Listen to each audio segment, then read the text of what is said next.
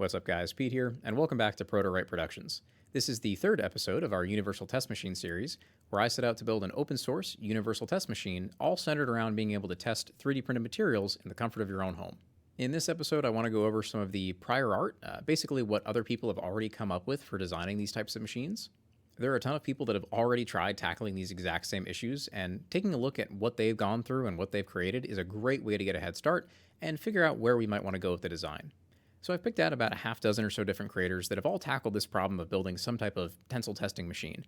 And what's really interesting to see is that every one of them has gone in kind of a completely different direction. Even though they're all solving fundamentally the same problem, their different constraints and just their different mindsets have driven them in totally different directions. This is really neat to see, and it's definitely going to give us a ton of fodder as far as ideas of what direction we want to go in with our ultimate design here. Now, most of these are in no particular order, but I feel like I'd be remiss if I didn't start out with Stefan from CNC Kitchen, since his open pull project kind of started this whole thing, at least as far as I'm concerned, and definitely is the first thing that pops into my head. Now, right off the bat, the most striking thing here is that this entire machine is basically built out of wood for all of the structural components. We're going to table that for a minute and just go over kind of the general design language that he's got going on here. So he's gone with a fairly standard kind of dual column design here, where you've got the two supports on the left and right, and then he's got a traveling crosshead here that'll actually pull on the specimen, and you can just see the transducer, the load cell that he's got down here at the bottom. He's using twin lead screws here in order to pull that crosshead, and he has two separate stepper motors with gear reductions up at the top to actually provide the motion. Now, like I said, elephant in the room, pretty much the entire structural frame here and the majority of the components are all made out of wood, which is an interesting choice. On the accessibility side of things, it scores really, really high. Wood is obviously super ubiquitous. You can pick up dimensional lumber in pretty much any city across the planet, and this is much more accessible than trying to buy like plates of aluminum or steel for that matter. So in some ways, this scores pretty high. Wood is also a lot easier to work with as far as manufacturing goes. Basic hand tools, a drill, a chisel, a handsaw, you can create most of the shapes that he has going on here with fairly basic tools, which again scores pretty high on our accessibility and manufacturability scale. Now, some of his components he does have to go through an actually CNC machine, things like the grippers in particular. Those are actually designed to be manufactured on his own wood router, which is kind of neat. But that does, of course, mean that that's going to be a little bit harder for the average Joe to fabricate. That being said, even for our own design, I can pretty much guarantee you at some point, something's going to have to be machined with a more advanced technique. So I'm not going to really dock points for that because, again, I think we're going to run into more or less the same issue. And his design is straightforward enough that even with simple hand tools, you'd probably be able to fabricate this even without the need for CNC. So again, kudos to him for that. Now, I do want to go back to the overall choice of using wood for the design. Again, like I said, it ranks fairly high from an accessibility standpoint, but unfortunately for what we're trying to accomplish here, I don't think it's going to be the best choice for us. See, at the end of the day, it's really important that we're able to compare the results from one machine to the next. And whatever calibration process we come up with is going to rely on one really kind of fundamental fact, and that's that the frame itself, all the structural members, are considerably stiffer than whatever test sample we happen to be testing. If that's not true, it becomes a lot harder to associate whatever results we're getting as far as load and deflection to the specimen as opposed to the structure itself. Now, even though his structure here is probably plenty rigid enough compared to what he's testing, the problem is I can't guarantee that your machine will also be that rigid. Sorry, camera's glitching out. We're going to try and deal with that, but that aside, where was I? Right. So his frame is probably plenty rigid for what he's testing, but I can't guarantee that the frame that you build is going to be just as rigid. The problem is that wood is an organic material. It's very inconsistent. Even within the same species of wood, you can get fairly varied levels of stiffness. So because of that, even if we use the same general size of lumber, even if we use the same species of wood, I can't guarantee that we're going to get the same results. Now, if we way overbuilt it, like again, he's got what looks like maybe 4x4s here, that's probably enough that even if your wood happened to be a little bit weaker or a little bit less stiff, it might be fine. But in general, I don't like using organic materials for times when I need consistent material properties. So I think for our purposes, we're probably going to stick with something like aluminum or steel, something that's much more consistent in its material properties. That said, the wood still has a lot of things going for it. Again, the manufacturability, the accessibility, the fact that you can just use very basic hand tools to work with it, it's got a lot going for it. So this is something we can keep in the back of our minds. But again, at least for now, I think we're going to go towards metal instead of wood. Now, choice of materials aside, I think the overall mechanical construction here is pretty sound. This is pretty standard. Again, this is more or less the way that you'll see this done in actual industry, so I don't really see any major issues here. We will have to look at the nuance of how he does some of his stack up for bearings to support the axial thrust loads, but that's stuff we can look into when we get to down to the nitty gritty. Now, his choice of load cell here is interesting and unfortunately not something we're going to be able to emulate. So he went out and bought a secondhand load cell here that is probably a really high quality load cell, and he probably got a great deal on it. But unfortunately, that's just not sustainable for like a long-term open project like this. I can't go out and recommend that people just find secondhand load cells that are really high-end, really high quality, unfortunately. And at our price point for the whole project, unfortunately, that means we're going to be stuck with just kind of generic import load cells. So the overall quality, repeatability, reliability of the load cells we're going to be stuck with probably can be a fair bit lower than the one he was able to find. But unfortunately, that's the trade-off we're going to have to make for more standardized commodity parts. Now, something really cool that he does is how he measures his deflection. So he's actually using a video extensometer setup to measure the actual displacement of the specimen during testing. That's really cool, and he's the only guy I know who's actually doing that type of testing. Most of the time when people set out to build machines like this, they don't even bother measuring displacement, much less doing it with a video extensometer. That's really neat. Essentially what he's doing is he's using a camera to actually physically track some markers on the part itself, and then going in using motion tracking software, I think in this case it looks like Photoshop, and actually tracking the displacement of those dots from the video, which is really neat. And then he throws it into Blender to do some more motion tracking back on the back end here. All very cool. It's a fairly involved workflow. In my head, what I'm envisioning is that all of this workflow happens directly on the controller for the machine and is exported live with the rest of the data. He has to do some extra post-processing on the back end to get that result, but this is still a really slick method that he's come up with here. Video extensometers is a totally industry standard way of measuring displacement in these types of systems, so the fact that he's found a way to implement that is pretty neat. And it also might be one of the more affordable and accessible ways for us to do the same. In a perfect world, you might be able to use something like a Raspberry Pi and a Pi camera and actually get all of this done in machine on the actual system itself. So while that's a little bit above my pay grade as far as what I'm able to do, I think someone in the community might be able to tackle this project and actually come up with something pretty slick. All right, so just to summarize what we've got from Stefan's design here for the open pole, fairly standard layout. This is pretty standard in industry as far as the mechanical construction is concerned. Obviously, most notable here, he has a wooden frame. Very cool, scores very high as far as accessibility and manufacturability. But as far as material consistency, I think we're going to shy away from wood, at least for our personal design.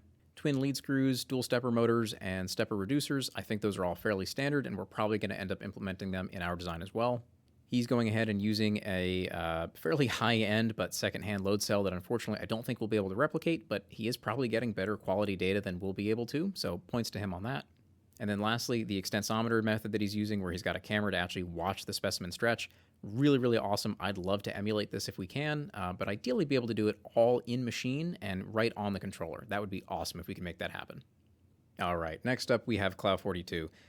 In general, Cloud42, awesome guy. He's a machinist. He also does some 3D printing stuff. Fairly high level of polish on a lot of his projects. If you're not subscribed, highly recommend it. He does some awesome stuff. He also has one of the most, I'm going to say, novel and most just like raw engineering approaches to solving the problem of building a tensile tester. You're looking at it right here. This is a stroke of genius. He basically looked around at his shop and said, what do I have that's really strong, can pull or push on things with a ton of force, and is relatively rigid? And he came to a milling vise, which is a stroke of genius. Like this is like the perfect frame to do this on. They're super stout, super robust, fairly easily modified because they have standardized jaws that are just meant to bolt on and off for that very purpose. And it's just like a pre-made frame for him. It's perfect in so many different ways. Now, all he's done here is he has basically modified his soft jaws so that he can bolt a load cell onto it. He's made some custom grippers that work for his style of tensile specimens, and he's just going manual. He's just cranking the handle there in order to apply the load to the specimens, and that works totally fine for him. A milling vise like this is able to apply literally tens of thousands of pounds of load without even batting an eye, so structurally it's super sound. From an affordability standpoint, to buy like a pre-made structural frame essentially that, again, can withstand tens of thousands of pounds of load, this is like a couple $100. You can buy them secondhand for fairly cheap, and it wouldn't really impact the quality of the results we were getting if you bought a used one. So I like this so much. Pretty much every time I look at it again, I keep talking myself into just basically doing this exact setup. For some reasons we'll get into in a minute, I don't think I'm actually going to do that. But man, every time I look at it, it just looks like a really, really slick implementation. You could basically make kits that are just the set of soft jaws and the measurement devices, and you pretty much have a tensile tester ready to go, at least a manual one for that fact. Now, if you wanted to motorize it, it wouldn't be that hard. There's just a hex on the end of the screw here. You could adapt that to a stepper motor fairly easily, make a little motor bracket for it. So yeah, I don't know. The more that I stare at this thing, the more I try and like talk myself into just basically doing this. Again, I don't think we will, but it's a really, really slick design. Now let's talk a little bit about some of the nuance of using a milling vise for the structural frame. So there are a couple little things you have to be aware of. For one, just the screw setup, you're going to have a lot more backlash in this style of lead screw in this general setup than you will with something that's designed to be a motion component for like a CNC machine, right? So anti-backlash nuts and things of that nature. You're not really going to see that on a milling vise because normally you don't care about backlash. Is that really an issue? Probably not, depending on how it's used, but just something to be aware of. You're going to have a lot more slop in the system initially than you would with, again, like a pre-tensioned lead screw or a ball screw. The other thing to be aware of, and he makes note of it in his video, these vices are meant primarily for compressive loads. You're meant to push this jaw into the other jaw. And to help with some of the play you'll get in the jaws and to prevent jaw lift, there will be an extra little device tucked in with the nut here that basically helps to wedge this jaw down when it's compressed forward. So that prevents the lip of the jaw here lifting up when you're clamping on your workpiece. Now, obviously, he's using this as a tensile tester, so he's actually pulling the vise jaw back in the other direction. Now, that little mechanism that helps to hold that jaw down is only going to work in one direction on his vise, which means that in order to get this to work properly, he actually ended up going in and swapping the entire vise jaw around so that that feature was working in the opposite direction. Totally valid solution, but it does mean that ideally you'd need to switch that every time whether you were going from tensile testing to compression testing, which again, I don't know how frequently we plan on doing that, but it is just something to note here. Now, what would be the total impact if you just ignored that and you let the jaw kind of lift a little bit when you pulled it in one direction or the other? Honestly, probably fairly minimal, but again, it's just something we'd have to be aware of.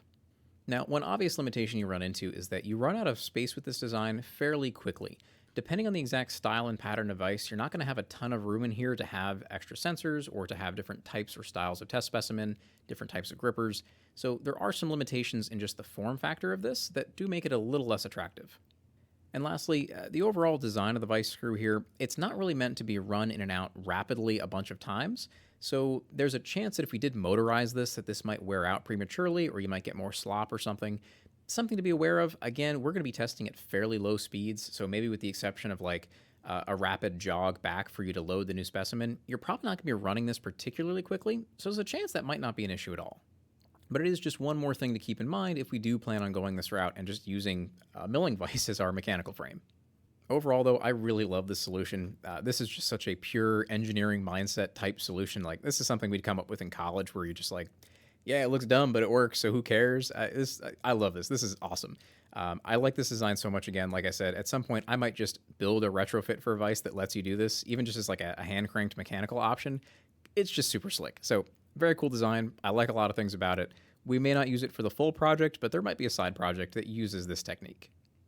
Next up, we have Edge of 3D, and this is actually his redesigned tensile tester. He used to have a much simpler version that did not have nearly as many features as this one currently does. Very slick design and has some really interesting features to it as well. First, visually, most striking, right? He only has the one motor here that's driving both of these lead screws, and right now he's transmitting all that torque through these 3D printed gears. Very slick. I do kind of like the idea of having only a single motor. It simplifies some of the control logic, some of the wiring, some of the components that you need. And obviously, it has the potential to help avoid issues like desyncing between two motors and between the two screws. Does rely on the rest of the kind of mechanical linkages here being sound, but it's an interesting idea for sure. From a cost standpoint, I'm not sure if you have any real savings. Having to step up to a larger motor like this as opposed to two smaller ones, even if you include the factor of needing gear reducers for both of the smaller motors, I'm not sure how the price would come out on that, but it's something we can definitely look into. He's also using a stepper motor with an encoder on it so he can get positional feedback from the motor and be aware if it misses any steps, which I think would be really important for this kind of design. And he's also using that for some pretty interesting things later on that we'll talk about. Now, mechanically, this design is fairly similar to Stefan's design, but with a couple of key differences. See, both of them have the dual lead screws, and they have a crosshead that's applying a load onto our test sample here.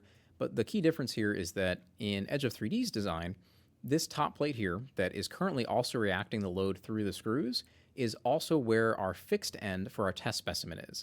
So that means the only two structures that are seeing any real load is this plate back here and our crosshead. Whereas if you look at Stefan's design, the fixed plate all the way up at the top that reacts all of the loads from the lead screws themselves is one plate that sees a force. Then we have our moving crosshead, which is going to see a force from pulling on our actual test specimen. And then his fixed crosshead at the bottom here is yet another plate. So he actually has 3 different regions that are experiencing a fairly high amount of load, where if we look at the design here, we only have 2 different plates that are going to see those higher loads. It simplifies the design, simplifies the bill of materials, and limits the number of structural members that have to be a little more skookum than the rest in order to support the full load of the system. Now, I don't believe he's made the plans for this design available yet, but I believe what's going on as far as his bearing stack up is that he's just using some thrust bearings in here at the moment, as opposed to like angular contact bearings. So I actually don't think he can react loads for compressive forces.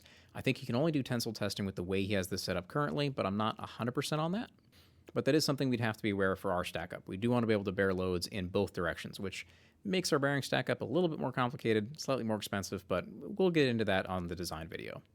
Now, unlike Stefan's design, he also doesn't leave the test specimen totally floating in space. It's a little hard to see from this angle, but he actually has like an MGN 9 or MGN 12 high wind style linear rail underneath here, and he actually has both of his specimen grips bolted into the carriages on that rail. So the specimen is actually fully supported throughout the travel here, which has some benefits and some downsides to it. So on the one hand, it fully constrains the travel so that you're less likely to get any weird racking or twisting or bending moments on the part itself, which is great. The problem is this requires that this rail be totally in line and totally centered and totally aligned correctly with the rest of the system. Otherwise, if it's not trammed correctly, you're going to force some weird bending, twisting moments onto your test sample here. So it can be a bit of a double-edged sword, but as long as it's trammed in correctly, it's a great solution to make sure there's no weirdness when you go to pull your specimen. Now, one downside to this is that the top of those carriages are going to set your height for your specimen samples, which means that if you go to change out the type of test specimen you're using, you're going to have to remachine your jaws to recenter that specimen in line with your load cell. Otherwise, you're going to be pulling it above the surface of that load cell or potentially below, just depending on how the height offsets work, which again would kind of skew your results a little bit. In his case, he's only ever testing this one test sample, so it works just fine for him. Now, something really cool that he's doing, if you actually look at his display down here, he's not only measuring the force, but he's also measuring the displacement. So the way that he's doing that is kind of indirect, but still pretty slick. He's using the fact that he has an encoder on the motor here to actually track and measure the movement of the motor. And then obviously by going through math through the kinematic chain here, through the gears, and through the lead screw here, you can calculate what your theoretical displacement at the specimen actually is. Now, while it's really cool that you're able to do this, personally, for our setup, I think that's going to be too many steps removed to be a reliable metric for us for measuring the strain of our specimen. There's just too many links in that kinematic chain where you're not getting any real feedback on, where the number at the motor is not necessarily representative of the displacement of the specimen itself. Because we have an encoder, we know that the motor's probably not skipping steps, but the gears could be slipping, the lead screw could be slipping, there could be backlash in the nut, there could be backlash in the rest of the system. A motor coupler or a coupler to the gears here could be loose or could be sloppy or could be slowly twisting or wearing over time.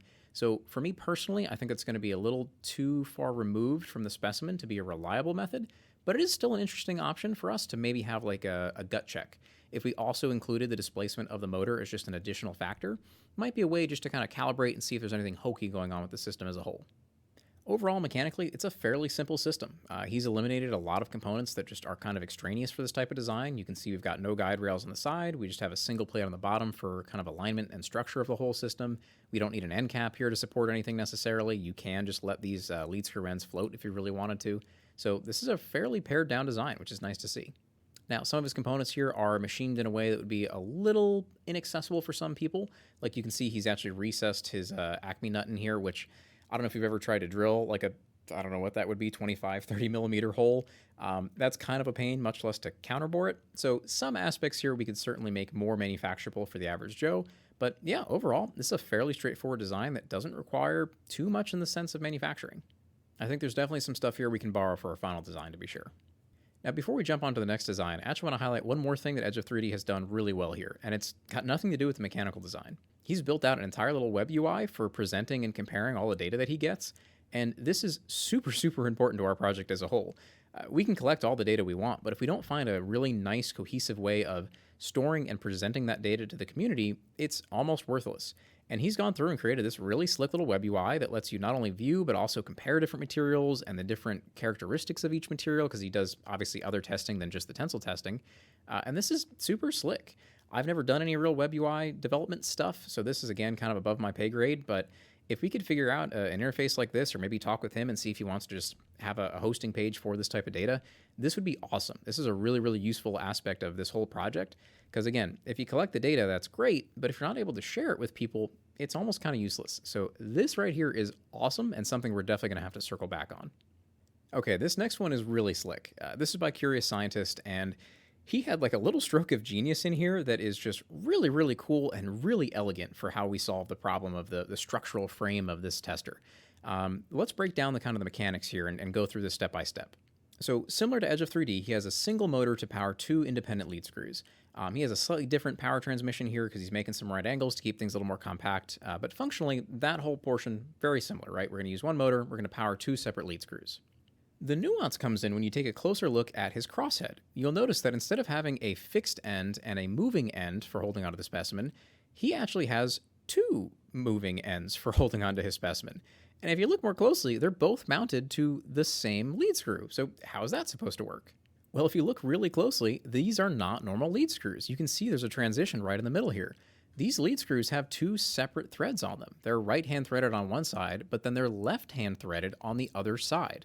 What this means is that by turning the lead screw in one direction, these 2 nuts are actually going to move in opposite directions, either towards each other or away from each other. The reason that's so slick is because now the entirety of the load that's going through this tensile specimen here is borne entirely by the rods themselves. You're not transferring any of that load to the structural frame. There is no fixed end that has to withstand the whole reaction load of this tensile specimen being pulled apart. It's all taken up in the actual rods themselves, either in tension or compression, depending on what direction you're testing your specimen in. This is really slick because if you're talking about building a structural frame that can withstand hundreds or thousands of pounds, that can get pretty expensive.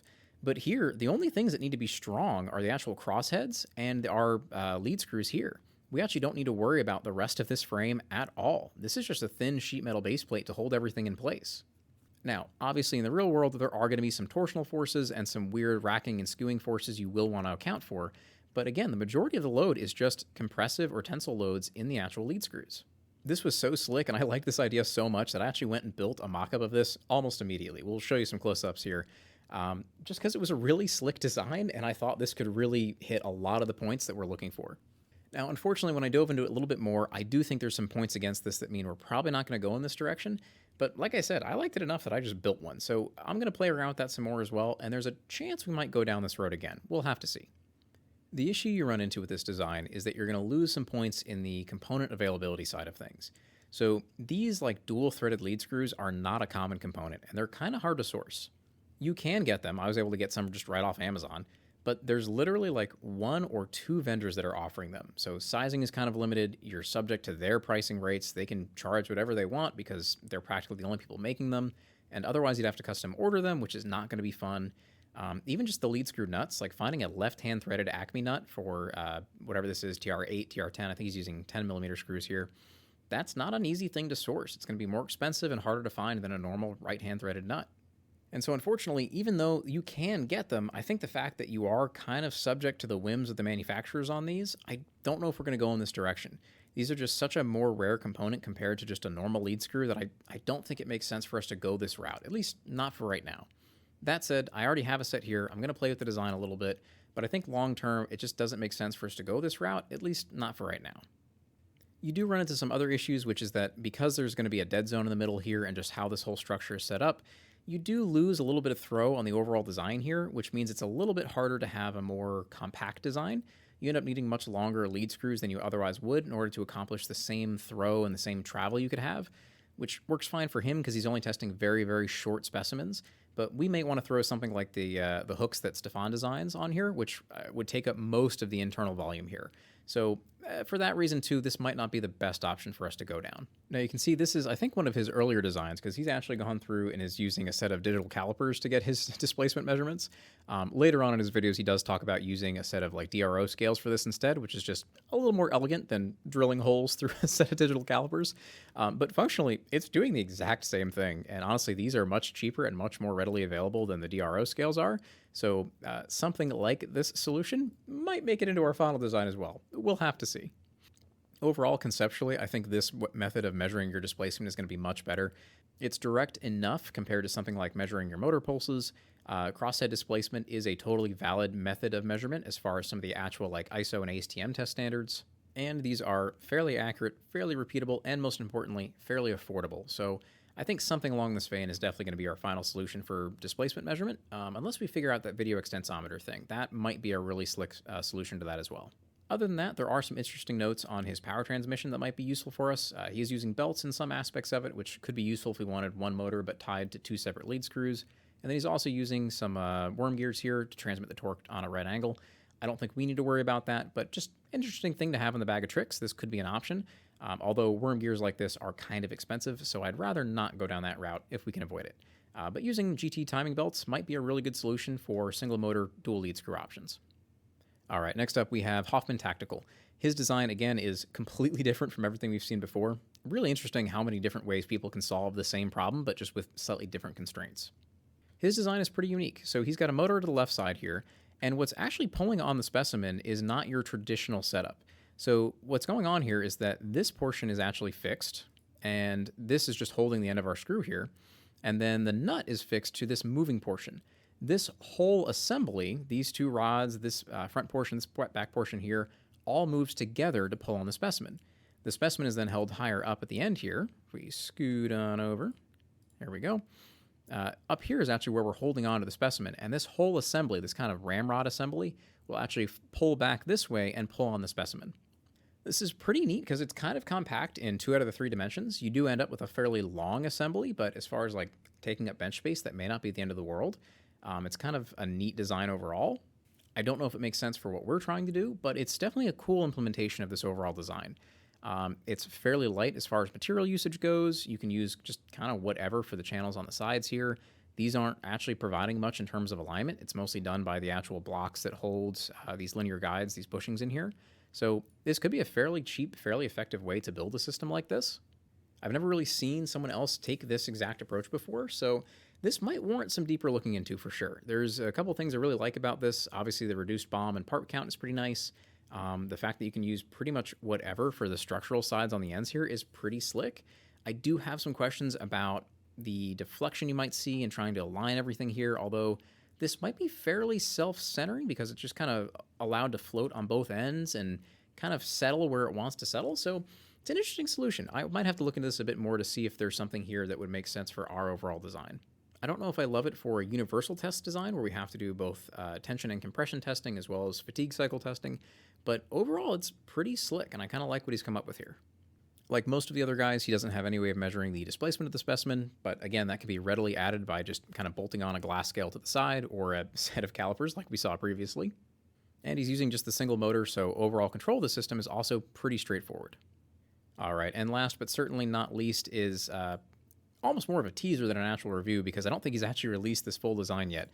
This is JanTec Engineering. I think he actually studied or interned with Stefan from CNC Kitchen, if I remember correctly. I think there's some connection there. But he's working on essentially the same thing, an open source test machine, specifically a tensile tester. He just kind of teased this in one of his more recent videos here. I don't think he's actually done a full video on just the tester itself quite yet. Overall construction, kind of hard to tell. We're just going off of some screenshots here and some very brief overviews in this video, but structurally it looks very similar to Stefan's idea. It looks like we're just building it out of aluminum extrusions instead of the wood sections, but otherwise it looks fairly similar. There's a chance that he's going to have the specimen be held between just this one jaw and the moving crosshead at the top here, instead of Stefan's design where it's actually held and that load is bore by all 3 components. So there might be some subtle differences there, but overall, very similar design. We won't know more about it until he goes ahead and actually releases the full thing, but we'll definitely be keeping an eye on this because it seems like he's got pretty much the same goals in mind that we do of making an open source, readily available tensile tester. So definitely going to stay in touch with him. All right, guys, that's going to do it for our quick little overview of all the kind of prior art that's out there for this type of design. Again, it's really cool to see just how many different ways people have solved functionally the same problem, but come up with completely different solutions. I'm really excited to hear your guys' feedback on this. What style, what design do you think would make the most sense for what our current goals are? What's going to be the most readily available, the most accessible, the easiest to manufacture, the most repeatable, reliable? We have a lot of different requirements that we're trying to meet here, so maybe it's some combination of all 6 of these. Maybe it's a totally new design we haven't even seen before. Let me know what you guys think in the comments down below. I'd love to hear your thoughts and suggestions on it. With this primer out of the way, in the next video, we're actually going to go through my current design for this and just some of the directions that I've gone in, some of the choices that I've made, why I have things laid out the way that I do, and hopefully now that you have the background of seeing all these different ways of solving the problem, you'll kind of see where I'm drawing from some of the prior art here and why I'm going the direction that I am. So be sure to keep your eyes open for when that video drops, because I'm really excited to hear your guys' feedback on the design. As always, thanks again for watching, and I'll see you in the next one.